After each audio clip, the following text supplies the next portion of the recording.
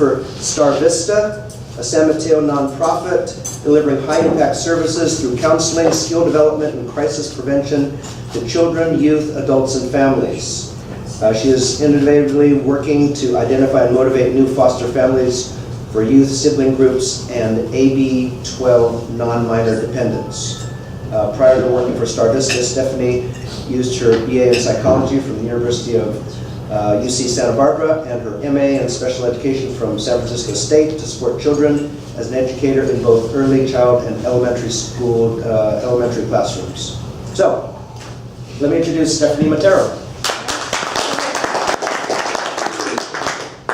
Is this where I should stand? No, you stand over here. Filmed before here's doing good. this, so.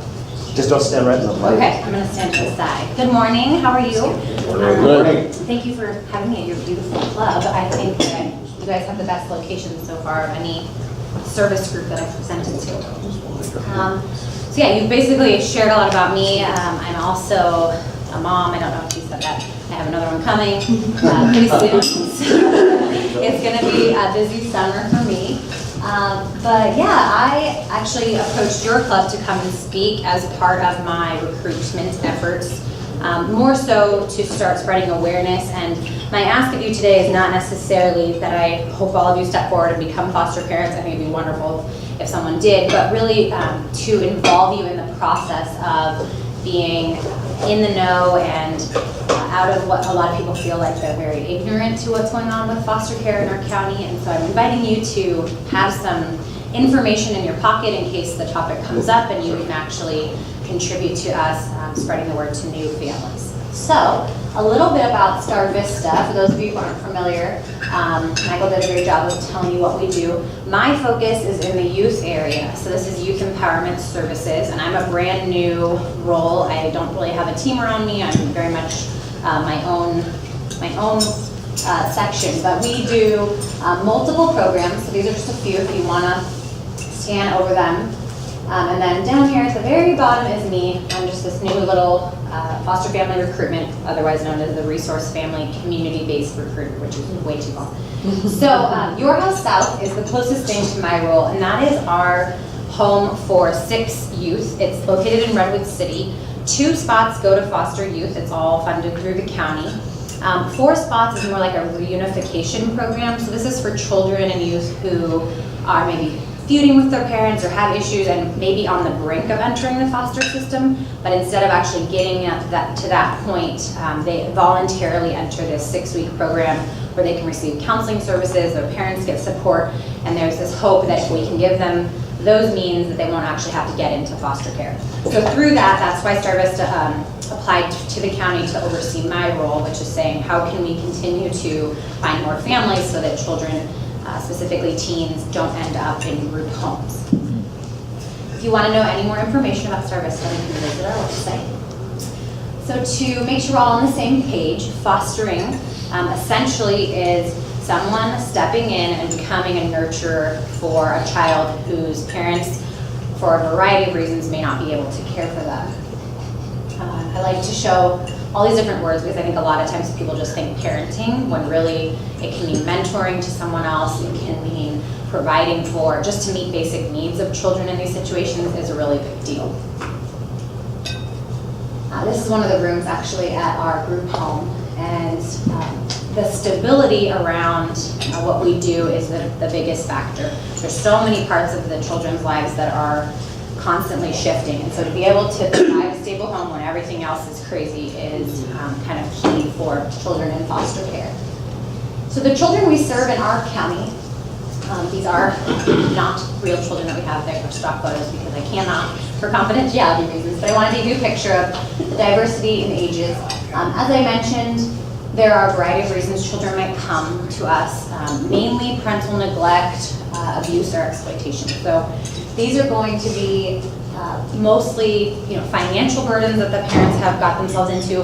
It's very rare that you see those extreme cases of abuse going on. That does happen, but that's not the main thing we have going on. A lot of times it's just families falling short of being able to provide the type of care that we would hope for. So our children come in various ages. They have a lot of different needs. Some have high needs. We have a lot of babies that may come because of like medically fragile issues, if they're drug dependent, things like that, all the way up to teens who might have been 17, they're almost there, their parents have raised them well, and then there's just like that last year where it can't be held together and they need extra support. And then we have the care length. It could be for a matter of time before maybe a kinship relative steps in, so an aunt, uncle, grandparent, something like that, or it can be kind of extensive, and unfortunately a lot of kids have found themselves in foster care for longer than we would hope.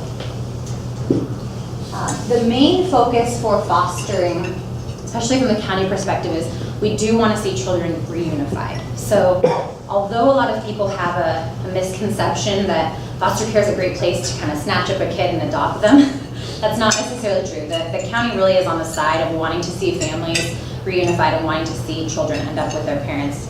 So there are efforts that go into that. And then with that in mind, we ask foster parents to really have the heart and compassion for birth parents as well as for the kids they're serving. So having that motivation and mindset when you come into foster care is really important. And for those of you who are data-minded, Chris, I have this sheet. This is basically my form of data from the county. It's this nice little report. This one is basically all of the month of January. They come out about a month later. But if you're interested to see breakdown in numbers, this is totally here for you to look at. It shifts constantly as we have kids moving from either group homes to foster homes to kinship relative care. They move all over the county. A lot of our kids move out of the county, so the numbers are constantly shifting. But approximately we have 330 right now, and about half of them are out of county for a variety of reasons, usually because of relatives, but also because of a lack of the proper placements that we have available for age and the way that kind of works out, which I'll touch on in a minute. So if you're into the whole system idea, you want to know how this looks from a more legal standpoint. Children are reported to us through some type of obligated, mandated reporter, things like that, neighbor, anybody can report them.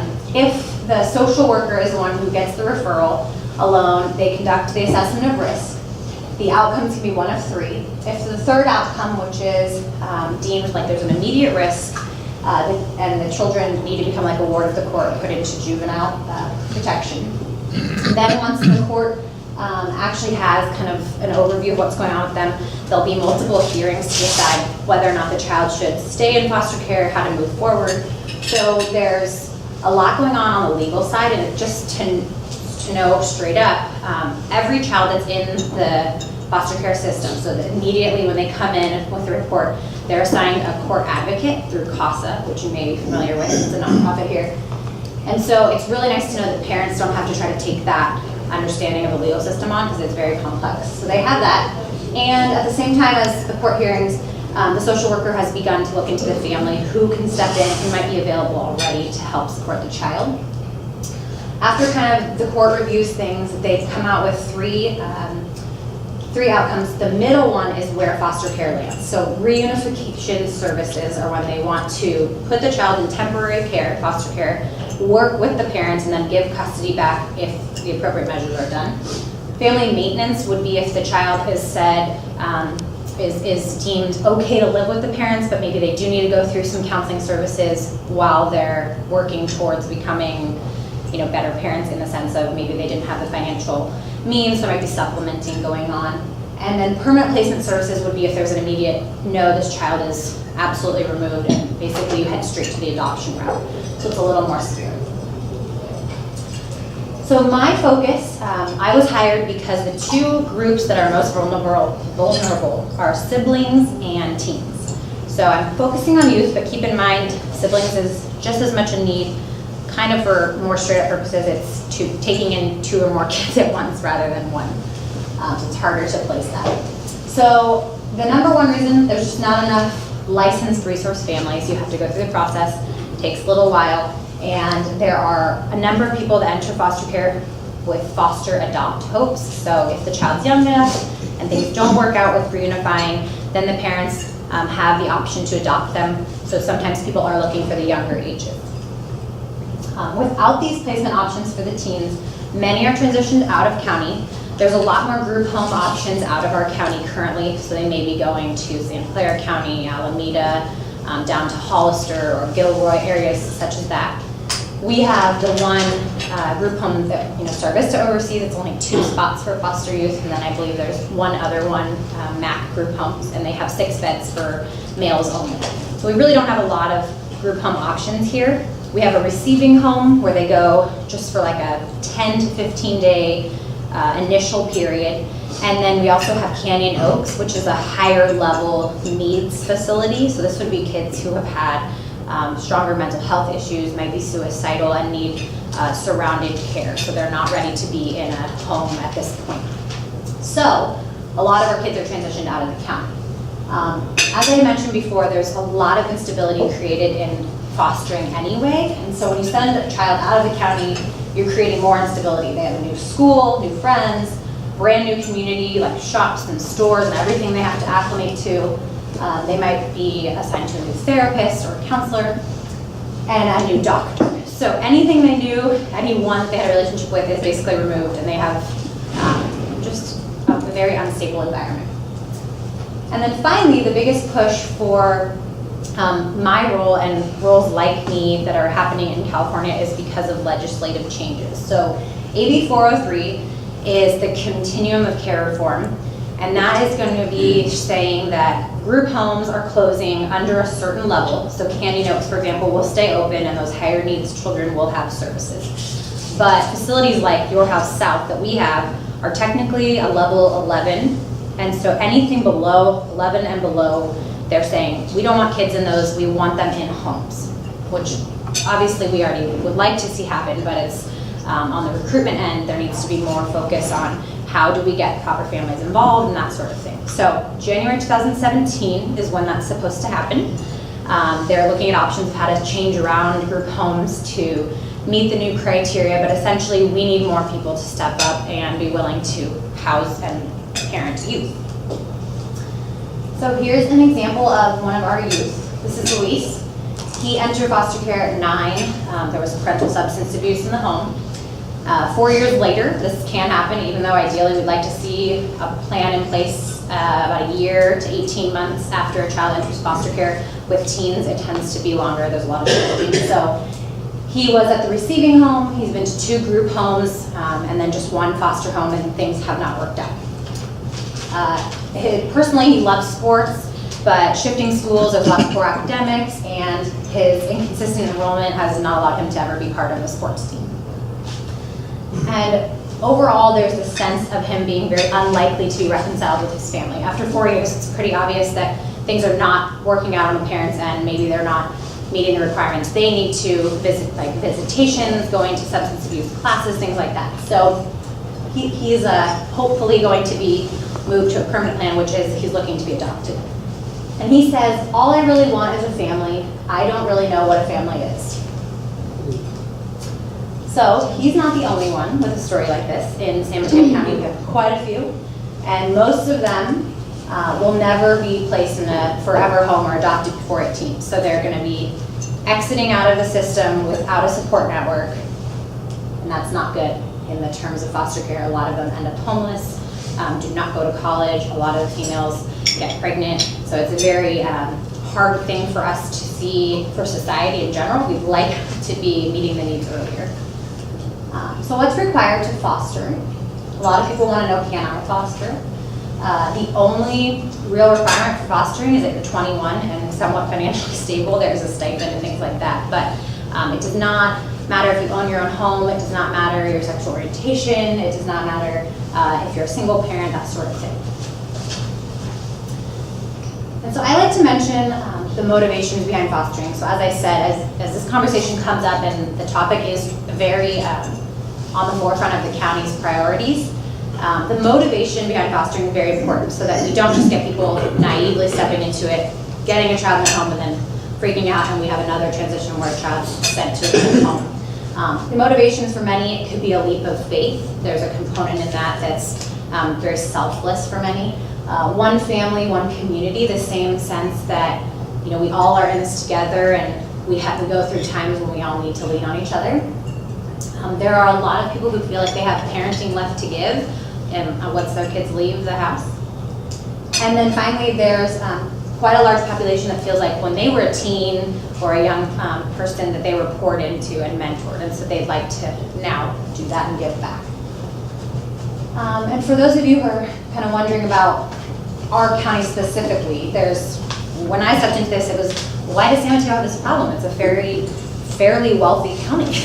But the thing is, although we are having 1.4% of the time the amount of income for people's household, we have a lot more cost of living expenses. So although there's more money here, there's not a lot of extra room in houses, people are kind of like escaping by. So it's basically a wash in comparison. And I like to just say that so that all those misconceptions are out the window. So we all have the same struggles of why we can and can't parent foster children. The process is an orientation and paperwork, and basically I'm a nice handoff to the county, so I want to work with interested people to find out what to do to connect them to the county and to answer questions on this end. It might be frustrating when you're working with the county. It can be kind of difficult at times. So you do paperwork, you go to some classes, it's 21 hours total.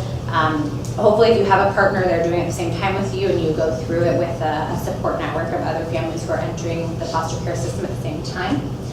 They complete a home study. It's very straightforward. They'll tell you exactly what you need to have, where your fire extinguisher should be, how high your knives should be on the counter, all that sort of thing. And then you have to meet the personal safety and space requirements. So depending on what age you want to have for your child, if you have a 5-year-old boy at home, for example, and you're hoping that that child could share a bedroom, the sex and age of the child that you take in might be limited around that. There's certain constraints for how the children live in your home.